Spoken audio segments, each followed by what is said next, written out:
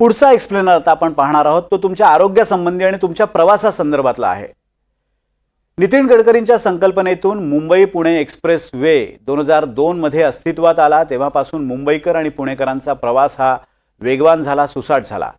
पुणेच काय, कोल्हापूर, सातारा, सांगली आणि सोलापूरलाही एक्सप्रेस वेवरून वेगाने पोहोचणं शक्य झालं।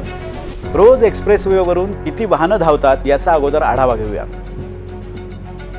तर मुंबई पुणे एक्सप्रेस वे जगातला सगळ्यात बिझी हायवे समजला जातो। रोज जवळपास 1.5 लाख वाहनं मुंबई पुणे एक्सप्रेस वेवरून धावतात। वीकेंडला वाहनांची ही संख्या आणखी वाढते।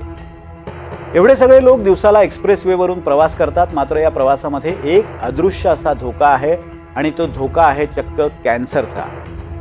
या संदर्भात IIT मुंबईच्या संशोधकांनी एक अभ्यास केलाय आणि या संशोधनातून एक धक्कादायक बाब उघड झाली आहे।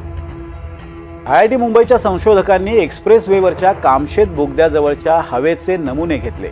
या हवेच्या नमुन्यांचा त्यांनी अभ्यास केला। त्यावेळी त्यांना नेमकं काय आढळलं आपण पाहूया। या हवेत PAHs रसायनं सापडलेली आहेत। PAHs म्हणजे पॉलिसायक्लिक ॲरोमॅटिक हायड्रोकार्बन्स।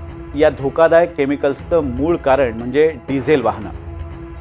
विशेषतः जुनी आणि जड भार वाहणारी वाहनं, ही वाहनं घातक अशा PAHsचं उत्सर्जन करतात।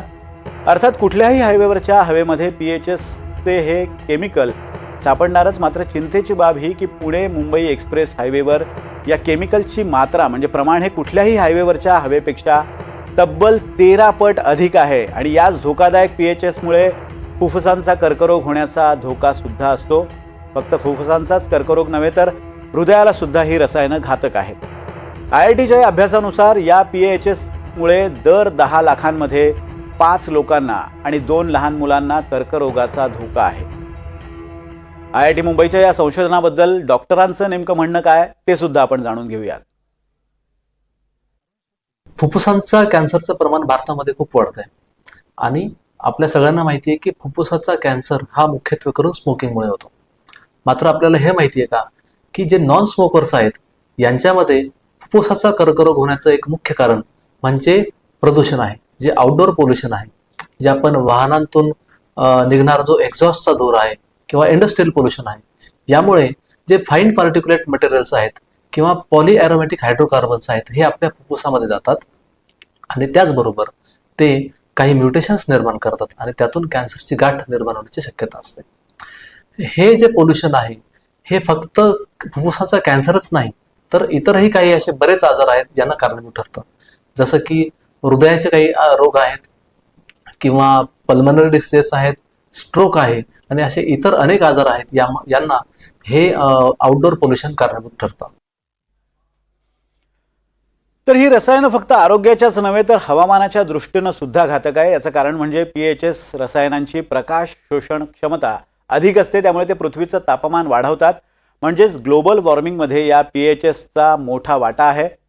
वाढतं शहरीकरण आणि औद्योगिकरण पाहता मुंबई पुणे एक्सप्रेस वेवरची वाहनांची संख्या कमी होण्याची शक्यता मुळीच दिसत नाही आणि अशा वेळी आपल्यालाच या घातक रसायनांपासून वाचण्यासाठी काळजी घ्यावी लागेल। काय काळजी घेता येईल आपण डॉक्टरकडून जाणून घेऊयात।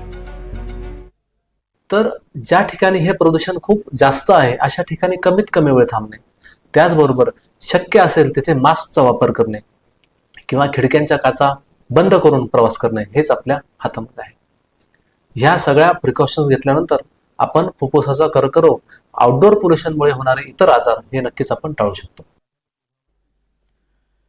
तर ही झाली आरोग्याबद्दलची काळजी, पण छोटे छोटे उपाय करून आपण मुंबई पुणे एक्सप्रेसवेवरचा वाहनांचा ताण, त्यामुळे होणारं प्रदूषण आणि त्यातून निर्माण होणारे आरोग्याचे प्रश्न कमी करू शकतो। कसे? तर तुम्ही रोज कामासाठी मुंबई पुणे प्रवास करत असाल तर शक्य त्यावेळी वर्क फ्रॉम होमचा पर्याय निवडा। शक्य असेल तेव्हा रेल्वे आणि बसेस अशा सार्वजनिक वाहतुकीचा वापर करा।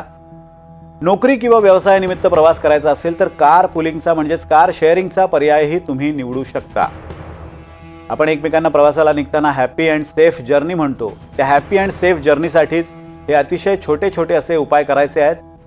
पुढच्या वेळी मुंबई पुणे प्रवासाला निघताना याची आठवण नक्की ठेवा आणि आणखी एक सोपी गोष्ट लक्षात असू द्या, प्रवासादरम्यान खिडक्या बंद ठेवा आणि मास्क लावा। IIT मुंबईचा हा अभ्यास आहे आणि या अभ्यासानुसार काही महत्त्वाची निरीक्षणं त्यांनी नोंदवलेली आहेत, त्यामुळे या सगळ्या अहवालाला गांभीर्यानं घेऊन आपलं जीवन आपण कसं सुकर करू शकतो आणि कॅन्सरपासून कसे लांब राहू शकतो हे महत्त्वाचं आहे.